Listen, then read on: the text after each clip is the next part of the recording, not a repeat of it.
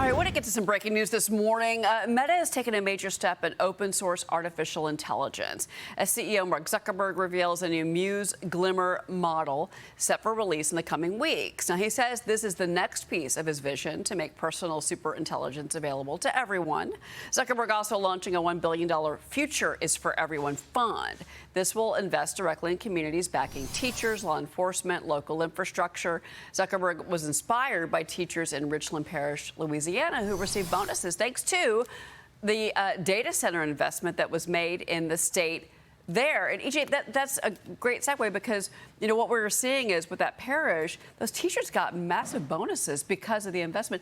Then you have places like New York that are saying, no, we don't want to build data centers. Like, you're hurting the economy of your own state and your own people by going against these data centers and companies like Meta. It's exactly right. And look at what happened in places like Northern Virginia, where people's property taxes have actually been going down because the local governments are getting so much tax revenue from the AI data centers that are there. Now, look, I'm not saying, you know, there should be no regulation or there are no concerns with data centers. Of course, you know, do your proper cost-benefit analysis. I get it. But this idea that we just need to get rid of all of them, I'm sorry, this is the new arms race, right? We need to be developing AI. We need to be moving forward with this and other technologies, lest we fall behind nations like China. I agree with that wholeheartedly, that this is an arms race, but it's with AI and it is with China. Absolutely. I think that's a huge concern. And we're seeing young people like myself, when I studied computer science as an undergraduate, I know a lot of people that are tempted by these Chinese models, and we can't let them continue to take more of our data that they already have. We don't want young people saying that they want to use the Chinese things because they're better. We have to invest in doing it for us, for the safety and prosperity of this country. And again, I think that this is a very interesting conversation, and there's a lot of different pushbacks and different conversations to happen, but we do have to make sure we keep pushing forward with this. All right. Well, we want to take a look at Meta one more time. Stock is up about 2.5% in the pre-market. Meta Platforms.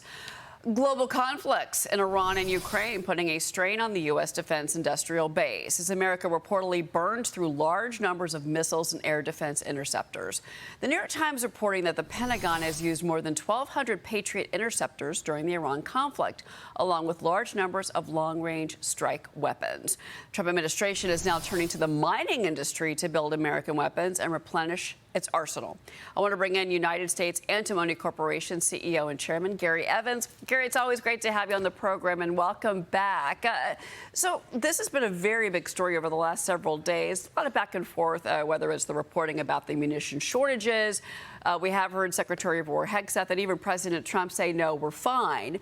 But how difficult is it to replenish these stockpiles? And how does antimony fit into that?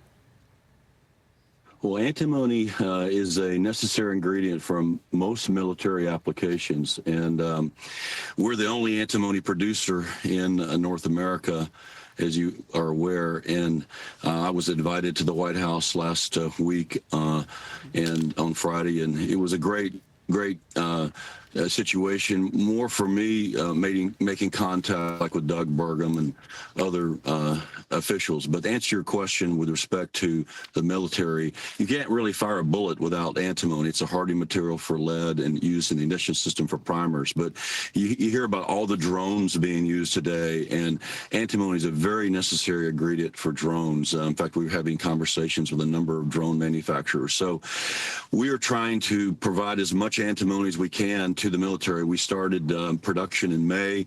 We've made our first deliveries in June and July.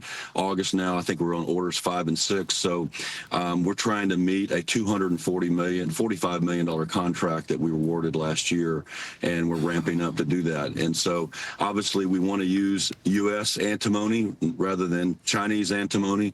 And so we're doing everything we can to meet that goal. But talk about that event at the State Department last week that you were at, because we did cover it here on Fox Business. And, you know, it was interesting because, you know, you saw, as you mentioned, Interior Secretary Doug Burgum is there, but then you also had Secretary of State Marco Rubio, the event at the State Department. So it really, I think, really put a fine point on the communication and the partnership between Interior Secretary Burgum and Secretary Rubio with President Trump there to make sure that this is an all-in-one government approach, that the United States is protected. And also tell us about your interactions with President Trump on Friday. How were those conversations? What can you share?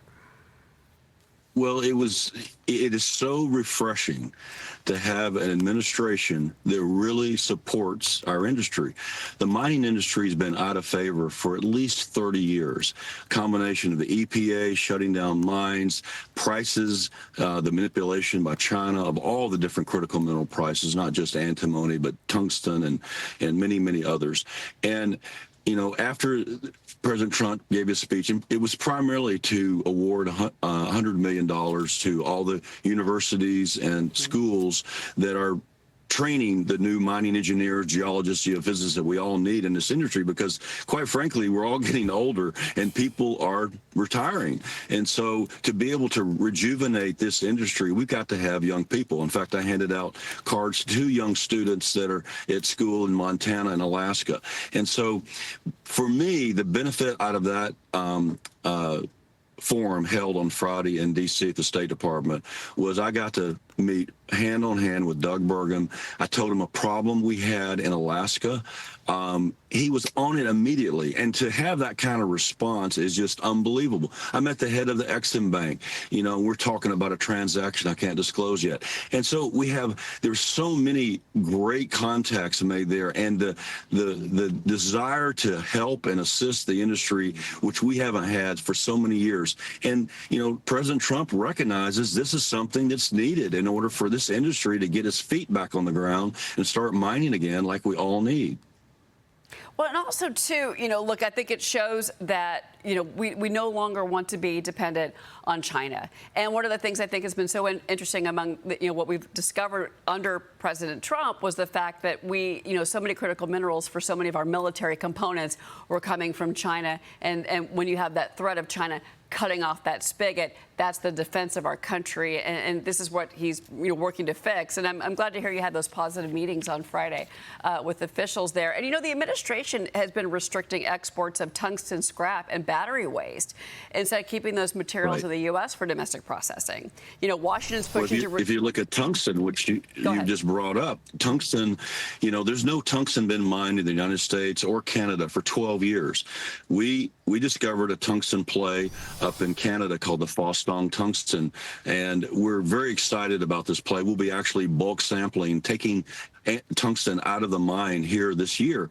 And to be able to do that in a year and a half is just unheard of in this industry. And so the price of tungsten is up 600% in 2026. And so that's another example. When China cut off antimony, which they did in September of 24, they also cut off tungsten.